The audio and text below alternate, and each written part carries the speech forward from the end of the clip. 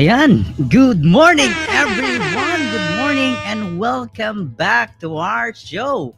This is Lab and I'm your host and your resident coach for this show. Episode 12 na po tayo mga kapatid at mga ka-entrep. I'm very excited for this show. I just want to say thank you and express my gratitude to all those followers, to all those likers and all those commenters, yung mga nagbibigay sa atin ng support. And of course, sa ating mga kapartner na mga ka-business owners at ka-entreps saan mang panig ng mundo. So this is Entrepreneur Show. This is the best place where you can get valuable learnings, insights, wisdoms, and learnings from the life and business experiences of successful business owners or global entrepreneurs around the globe. And I'm very excited kasi ngayong araw na ito, we have a special VIP guest. Yes!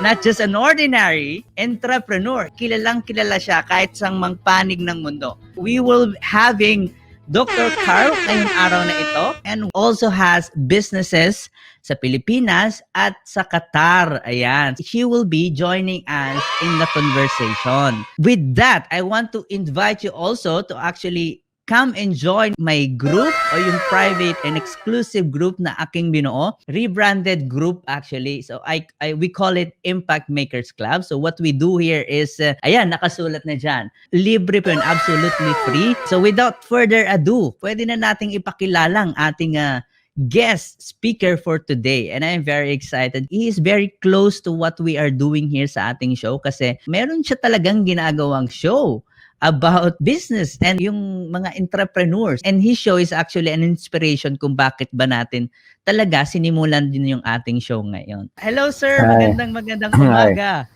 Yeah, good afternoon from the Magandang Philippines. umaga. Nakakatakot kang tawaging lab, baka iba yung no? Iba yung maging dating. Yes. Iba yung dating, yeah. Thank you, Sir Carl, Dr. Carl, for gracing this show and to actually giving an opportunity for everyone para sa mga viewers and listeners namin dito. This topic, I think it's very, very, very timely kasi what's happening in our environment, napapansin naman natin, alam mo, somehow make our environment more conducive to our growth, lalong-lalo na sa ating pang-personal at sa ating business. Yes. So I'm happy to be in your show and congratulations and thank you for talking about entrepreneurship. 20 years ago when I started with Radyo Negosyo, parang walang masyadong nagsasalita pa na. Parang tatanong ng tao nun pag sinabi mong entrepreneur, sabi nila, ano yun? Anong klaseng hayop yan? Parang gano'n, ano? Yes. Now talagang the birth of the survival entrepreneurs that we have right now because of the pandemic. You are one of those talagang practitioner of, we call it na, ayun talagang gumagawa. Alam mo yun, hindi lang basta puro simula ng simula. And you actually made many successful businesses then. I'm excited to talk more about your businesses later. But before that, or yung pag-uusapan talaga natin, how is Dr. Carl Balita now? Ngayong global pandemic? Well, finding more meaning, no, in this condition, in this situation. Of course, for the business, we did a pivot. Hindi naman mahirap yon because we had been online ever since. Meron kaming online component. So all we had to do was to actually just move it to the level na mas marami ang virtuality kesa sa face-to-face classes. And we're surviving. And there's positive aspect there because we removed the limitation of time and space.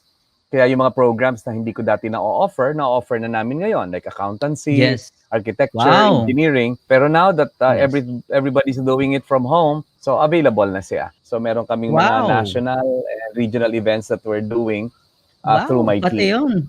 Nice, ang galing. It's really pivot. Actually, I'm overwhelmed, Doc, kasi ang dami eh. Kasi yung iba, Doc, ganito po eh. Ang sabi nila, ang year of 2020 is year of pandemic, year of COVID daw. Pero para sa inyo po is a year of opportunity ata. Kasi nag-pandemic nga, pero mas lalong dumami ang inyong mga engagement, ang inyong mga activity. And Doc, mamaya po, meron tayong i-welcome nga pala na ating kapatid na entrepreneur din. And she'll be asking you maybe something about any inquiry lang siguro about her business. What is your great realization ngayong pandemic na ito? My realization is that the pandemic should teach us the things that we can do at home and things that we can do outside home. Like ako siguro, Wow. sabi ko, even if things go back to normal, maybe I would allow my people to work at home to maybe longer, maybe just be Yes. in the office for meetings and for some, physical contact and physical, socialization. And Yes. money, yung worthlessness of money, na kahit may pera ka, kung may COVID ka, sasabihin mo sana wala ka na lang pera na wala kang COVID. Kahit may Yes. pera ka, hindi mo naman makain yung gusto mong kainin, hindi ka makapag-travel sa gusto mong puntahan. So I think it brings us back to the basic of humanity and the humility of humanity. That's what I want to learn from this. This is really a lesson for everyone kasi it's a realization na talagang we are not in control of everything around us, especially on this pandemic. Mhm. Tapos nabanggit nyo rin po, yung pandemic is a great equalizer and it's actually truth. It Very is. true, very true para sa karamihan. Yeah, yung mga nagsasara ng business, Yes. like I talk to pediatricians na Mhm. nanghinayang sila na sayang daw kasi ang tagal-tagal nilang tinayo yung career nila, yung practice nila, tapos ngayon Mhm. they have to go back to square one kasi they will go Yes. telemedicine and something. Sabi ko, Yes. always remember the time that you started. When you have to close and you have to do something new because you had to close something, just always remember how you started. And remember when you started, you had nothing. So why be afraid of starting all over again when you have the experience? You become a better person you are, the better entrepreneur. Ang ganda. Ang dami mo agad na share sa aming mga wisdom, Doc. Let's just welcome first our friend, an entrepreneur din, Ma'am Ann Mishari from Abu Dhabi po, UAE. Hello, Ma'am. Magandang umaga po. Welcome po sa ating show. Clear ba? Yes po, malinaw na malinaw. I'm very happy, Ma'am, na nakapasok po kayo dito sa ating show. And feel free to ask Dr. Carl for anything if you have any question for Dr. Carl. Ayun. Thank you po. Thank you for giving me an opportunity to ask a question. Actually, Doc Carl, ang business po namin, first, I'm from Thread and Needles Sportswear. We're doing sports uniforms for sports and events. So, directly affected po kami ng pandemic kasi na-stop yung mga sports, na-stop yung mga events. So, as in, naging zero po kami. Parang back to zero or as in nawala yung mga customers. So, paano kaya kami, for me, personally, paano ko kaya mag-gain ulit yung momentum para mag-promote, mag-market? Yun po, paano ko kaya i-condition ulit ang sarili ko not to feel weak or maging negative? Sino ba kasing may sabi sa'yo na ang tinatahi lang is sportswear? Baka nakalimutan mo na ang PPE, tinatahi din yan. Ang mask, tinatahi din yan. There will be new fashion that will emerge. For your information, may mga kilala akong hindi sila magkanda-ugaga sa pagtatahi ng mga PPE ng mga doctors at maging mask hindi nila kayang isupply. So, you just have to see a different need. Okay? I don't think merong magbabasketball ngayon, kagaya nung dati, yung tournament sa mga barangay, diba? I don't think merong ngayon magbabasketball sa mga schools, yeah? Pero alam mo ngayon na maraming naghahanap ngayon ng damit na bagay sa sitwasyon. Okay? Yes. You have to see that from that point of view. Now, aside from that, ganito lang yan eh. Ang dapat mong tignan ngayon is your cash flow and don't expect nakikita ka ngayon. This is for survival. All you need to do now is to survive, to make your people survive, to be able to help others at the very least. Even, even Jollibee lost billions. Other big companies are losing. Saan galing yung dream mo to actually create profit in this time and age? So, yun. All right? So, look for other demands, other needs. Wow, ang ganda nung Thank you. naibigay na advice ni Doc. May tanong ako sa iyo, Ann. Yes. Nagtahi ka naman ng mask? We tried po, yes. The You know, profit is not same as, the You know why? the sports jersey. You know, there are two wrong statements you used in your answer. We tried and but. Next time, don't try. Just do it. Yes. Because when you try, then you can make an excuse that you will fail. Wag na wag mo sasabihin susubukan. Kailangan sasabihin mo gagawin. Then you had the word but became a condition and you're not celebrating. Third is mababa yung profit. Tandaan nyo, if you are doing business for profit, you will be frustrated. You know why? Because profit does not come easy. Dapat itinanong mo sa sarili mo, tama ba yung ginawa nyong mask? Diba? Maganda ba yung ginawa nyong mask? competitive ba yung pricing nyo sa mask at tama ba ang pagmamarket nyo ng mask. Kasi kung binenta mo siguro yung mask sa kaibigan mo lang, o binenta mo lang siya sa online lang, wala kang mangyayari sa'yo. Pero siguro if you go to a school, if you went to a school and offer to the school yung mask na para sa school nila using the fabric of their uniform, or maybe if you went to an office that tells and you're ready to tell them that you will customize their mask to suit and to fit with their uniform. Now, don't you think that the mask will be a thing of the future, that everybody is gonna be wearing masks in the future? My answer is yes. Then you have to be ahead for the competition of what mask will be in the future.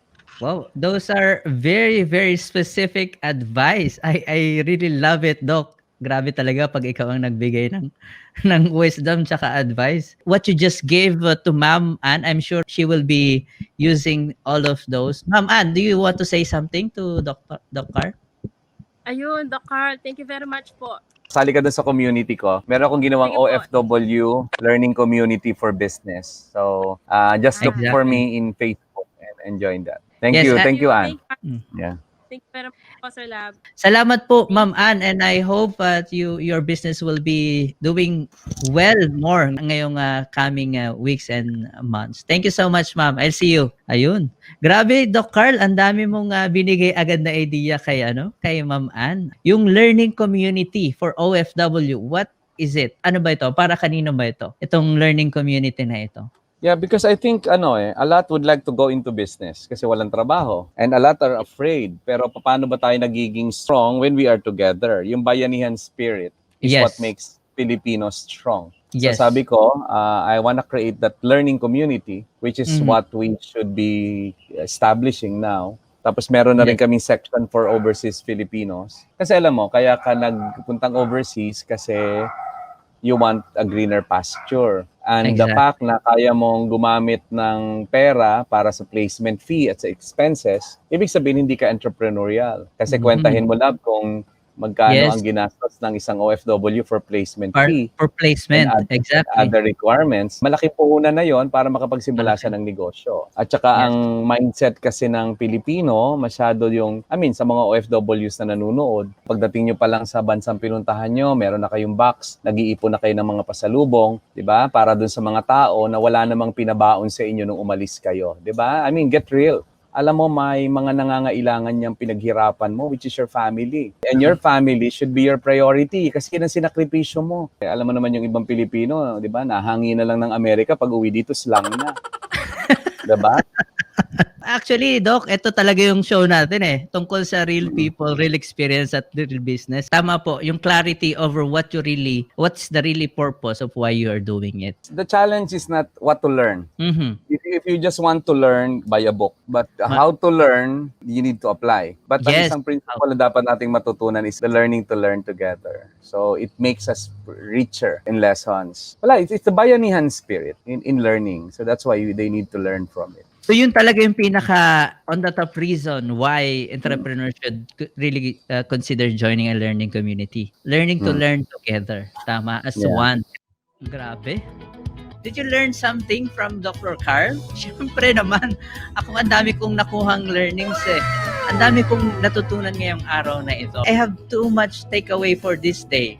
Sir Carl, thank you so much again for gracing this show at actually saying yes na maging guest ng ating show. Nabitin ako actually, Sir Carl, pero next time baka pwede natin gawing part 2 at medyo mas malalim na usapan na. Thank you so much again and I'll see you on the next episode. This is your host, Lab, sharing with you and joining you in doing business. Thank you so much.